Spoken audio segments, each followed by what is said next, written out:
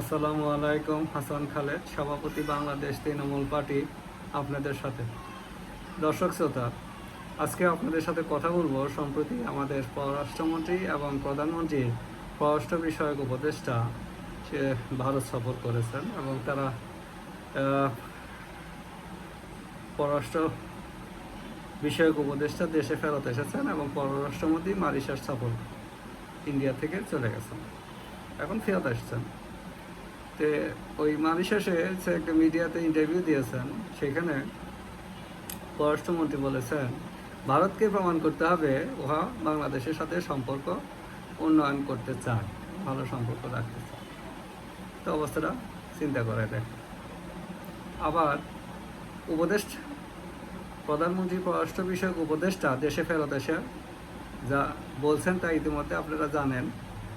দুটো কথা বলে, এই একটা তো ওই ইয়েতে যাওয়ার আগেই বলেছেন, ইন্ডিয়া যাওয়ার আগেই বলেছেন যে শেখ হাসিনার প্রসঙ্গ, এটা চ্যাপ্টার ক্লোজ, এখন এটা অপ্রাসঙ্গিক, শেখ হাসিনা এখন অপ্রাসঙ্গিক। কিন্তু ওরাই আবার প্রসঙ্গে নিয়ে আসে, এটা বলে আবার এই কথা বলে তারা ইন্ডিয়াতে গেছে। আর ইন্ডিয়া থেকে এসে উনি ইন্ডিয়াকে সতর্ক করে দিয়েছেন, শেখ হাসিনার বিষয়ে। তার মানে এই সরকার ইন্ডিয়ার সাথে আর সম্পর্কের উন্নতির চেষ্টা করতেছে না, যেটা অন্তর্বর্তী সরকার করে গেছে ওই পদাঙ্কই তারা অনুসরণ করতেছে। এতে কি হবে? এতে কিন্তু সরকারের ক্ষতি হবে না, ক্ষতি হবে জনগণের। জনগণ কিন্তু দুর্ভোগ পোহাইতেছে, জনগণ ইন্ডিয়ার ভিসা পায় না, জনগণ ইন্ডিয়ার সাথে যে সমস্ত আছে কাজ থাকে এটা জনগণ করতে পারতেছে না।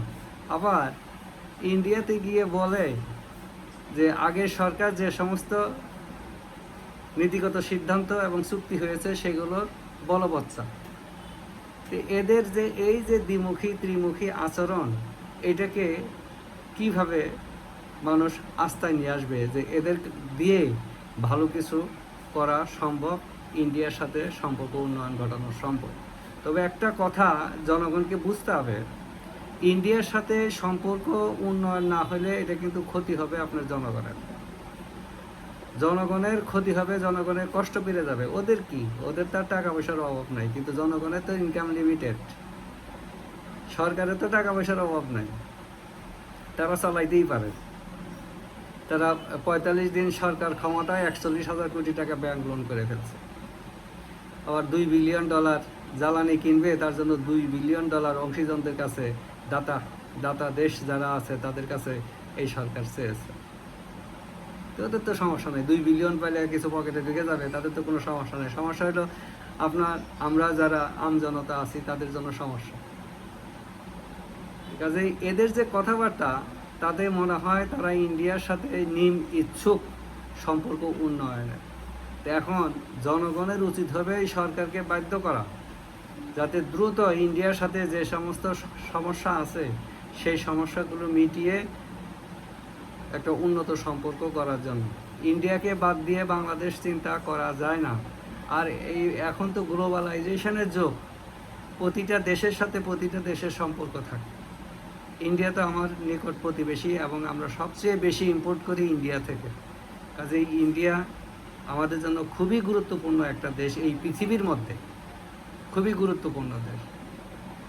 আমাদেরকে এই জিনিসগুলো চিন্তা করতে হবে। এই সরকারের লোকজন যাতে এই অনর্থক কথা না বলে, সেটা বাংলাদেশ তৃণমূল পার্টি সরকারকে হুঁশিয়ার করে দিচ্ছে এবং পরামর্শ দিচ্ছে যাতে ভবিষ্যতে দায়িত্বশীল কথাবার্তা সরকারের মন্ত্রীরা, উপদেষ্টারা বলে যে যেখানেই থাকুন, সুস্থ থাকুন, নিরাপদ থাকুন।